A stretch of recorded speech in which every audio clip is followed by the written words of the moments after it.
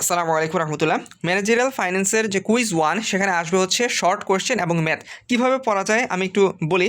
দেখেন আমি কীভাবে পড়বো সেটা বলতেছি আর কি, আপনারা আপনাদের মতো পড়েন। স্যার হচ্ছে ক্লাসে যখন বলছে তখন এই যে টপিকগুলা উনি গুরুত্ব দেয়নি, তা আমি এগুলো হচ্ছে বাদ দিয়ে দিব, স্যারগুলো ইগনোর করে গেছিলো। Source of finance, short term finance instruments, এগুলো আর কি আপনারা পড়তে পারেন, পরে এগুলো আসলে আমাকে আবার বকাবকি করেন না। আমি এই স্লাইডগুলো আর কি তেমন একটা এমফেসাইজ দিয়ে পড়বো না, পড়ে যাবো দেখে যাবো, যদি আবার শর্ট কোশ্চেনে বলে দেয় শর্ট টার্ম ফাইন্যান্স ইনস্ট্রুমেন্ট লেখার জন্য, বাট স্যার ওরকম এমফেসাইজ দেয় নেই অ্যাকচুয়ালি, সত্যি কথা বলতে দিতে পারে কিন্তু। তো পড়ে গেলেন।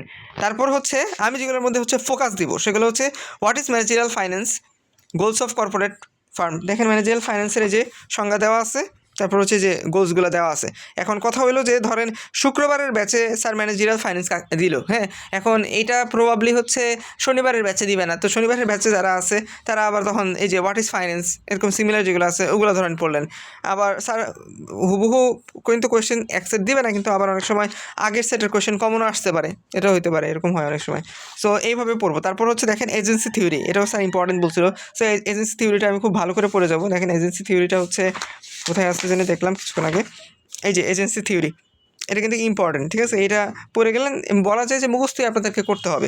তারপর হচ্ছে the form and the financial market analysis, এই জিনিসটাও স্যার ইম্পর্টেন্ট বলছিলেন। তো এই যে এটা হচ্ছে এই যে এটা এই যে ছকটা ফার্মগুলো আর কি, তো এই জিনিসগুলো একটু দেখে যেতে হবে। চ্যাপ্টার 5 ক্ষেত্রেও কিন্তু কিছু ইম্পর্টেন্ট জিনিস আছে, সেটা হলো ডিসকাউন্টিং কী, কম্পাউন্ডিং কী, এটাও স্যার বলছিল। দেখেন এই যে চ্যাপ্টার 5, এই যে চ্যাপ্টার 5 স্লাইড, দেখেন এখানে হচ্ছে যে কম্পাউন্ডিং কাকে বলে, ডিসকাউন্টিং কাকে বলে, এই যে এখানে যে ডেফিনেশনগুলো আছে এগুলো আপনাকে কিন্তু একটু মনে রাখতে হবে। তারপর হচ্ছে এই যে টাইম ভ্যালু মানি, এই যে এই লাইনে এক লাইন মনে রাখলেই সম্ভবত হচ্ছে এনাফ, এটা লিখলেই। আচ্ছা এক লাইন না, এখানে একটু ভুল হয়েছে, এই যে উপর থেকে লিখে আসতে হবে, উপর থেকে লিখে মানে এইটুকু রেখে আপনি শর্টে কীভাবে লিখতে পারেন সেটা আপনাকে লিখতে হবে। তো এই জিনিসগুলো আপনাকে ডেফিনেশন হিসেবে মুখস্থ রাখতে হবে। ম্যাথ প্র্যাকটিসের জন্য অবশ্যই হচ্ছে এই যে স্যারের যে স্লাইডের যে ম্যাথ, এগুলো তো প্র্যাকটিসের জন্য করবেন, এগুলো তো আর দিবে না অ্যাকচুয়ালি, হুবহু তো দেয় না। তো তার জন্য হচ্ছে আপনাকে বইয়ের যে এক্সারসাইজ, এই যে আমার এক্সারসাইজ হচ্ছে প্রিন্ট করা আছে, তো এক্সারসাইজগুলো আপনাকে কিন্তু করে যেতে হবে।